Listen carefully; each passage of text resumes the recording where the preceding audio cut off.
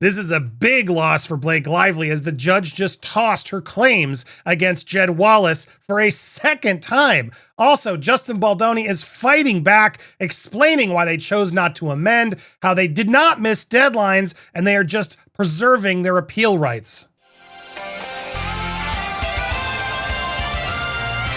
Welcome to Popcorn Planet. I am Andy Signore, and if I was the typical media, I might run a headline like, Blake Lively loses, it's all over, judge tosses out claims. Literally, if I just done that, that'd be kind of what Blake Lively, I believe, her team did in the press against Justin Baldoni, because so many outlets rushed to report that it's over, they're done. Now, TMZ did finally correct this article as you go down. They did finally make it a note, correction. Previous version of this post stated he had missed a cleanse deadline. In fact, he did not miss that deadline, but he can no longer refile his claims. Different.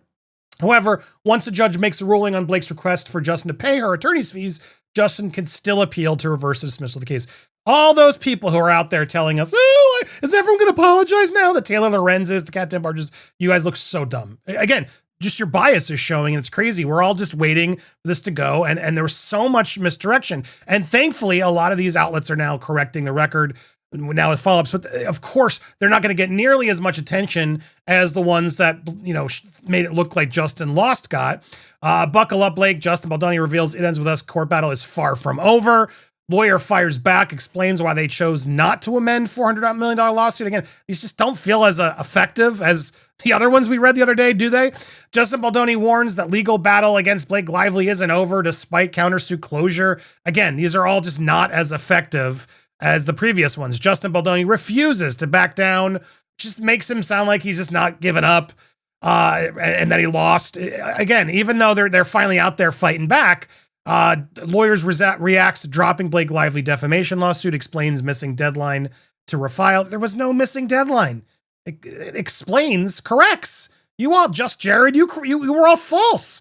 Lawyer responds after losing $400,000 appeal against Blake Lively. I mean, again, even though they have to correct it, do you notice that the trend in all these, they still are like trying to make him look like he lost. Justin Baldoni's lawyer says $400 million lawsuit was delayed intentionally to preserve appeal rights. Now, that's very factual, but it's very legalese, and I just don't think these headlines are going to hit the same way that the other ones did. Justin's lawyers respond after his countersuit was formally thrown out by a judge. I mean, again, not what he was responding to. He's correcting the record. Legal team hits back after claims a $400 million It Ends With Us lawsuit against Blake was a busted flush due to missed deadlines.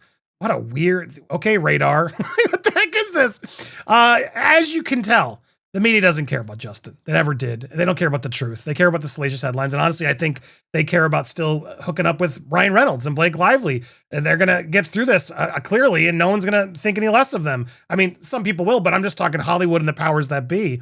It's pretty shocking. Look, the reason this is so scary and chilling is the fact that anytime Brian Friedman, Justin's lawyers, fought back, Blake Lively used that against them. She actually went out to seek sanctions over Justin Baldoni's attorney over the pre-trial press tour.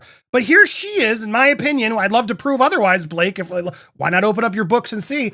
I suspect her team is out there putting out these titles and these headlines to make it look like she won and he lost already. So that can actually taint the jury pool. She's been out there doing this, and Justin's team has been very quiet as of late. I think because they know they have to be more careful. The judge is watching. And so they put this out there to try to file sanctions. This was the document that you can see here directly, where she was trying to basically say, like, yeah, judge, this is enough. Filed sanctions against Brian Freeman, lead counsel, arguing that he engaged in pretrial press tour to impugn on Lively's character. Lively's lawyers repeatedly accused Freeman of making improper out-of-court statements that they argue are designed to influence jurors. At the urging of Lively's team in February, Judge Lyman ordered both sides to adhere to the New York rules of professional conduct, which forbid character attacks on the opposing side. But Lively's team argued that Freeman began violating the order almost immediately. Basically, anytime he makes a comment, it's biased, inflammatory, pretrial indictment of Miss Lively's character and her credibility and reputation. Well, they fought back. Thankfully, they responded to that motion for sanctions later on the month. Any statement made by Mr. Friedman cite that the cited statements fall under Rule 3.6's explicit exceptions, including, among others, the exception for statements a reasonable lawyer would believe are required to protect a client from the substantial prejudicial effect of recent publicity not initiated by a lawyer or the lawyer's client, which is necessary to mitigate the recent adverse publicity, Rule 3.6. So, in this vein, she conveniently ignores her own counsel's very public campaign to savage defendants in the public eye. She ignores that she was a highly divisive figure long before Mr. Friedman came onto the scene. In fact, blissfully tone deaf to her own conduct, Miss Lively is not only unwilling to accept that her own celebrity and actions have generated the media frenzy she now complains of and the weight of negative publicity against her, she conveniently ignores that she and her counsel have been less than shy about publicly bashing Mr. Friedman and the Wayfair defendants in the press. And nonetheless, she seeks monetary sanctions, yada, yada, yada. She's always going for these big swings to just try to silence everybody. And it's terrifying. And that's what's really scary about this. And I suspect why some of these older headlines took some time to get adjusted, because they're trying to just be quiet and do the work now. They clearly have stopped being out there. But I would argue Blake's PR team is doing overtime to try to spin any little nothing burger into a win for her. So they can also taint the jury pool, actually taint the jury pool, let's say. Because this idea of like Brian tainting it by putting out facts about his client, as if Blake's not doing that too. This whole thing's silly. But here's the real story today, which you're not going to hear from, of course. Blake Lively lost big time. The judge now officially finally tossed her amended appeals against social media operative Jed Wallace. This is a big deal. She had constantly been trying to get this refiled and made all these excuses. No, judge, it's in New York, so therefore no.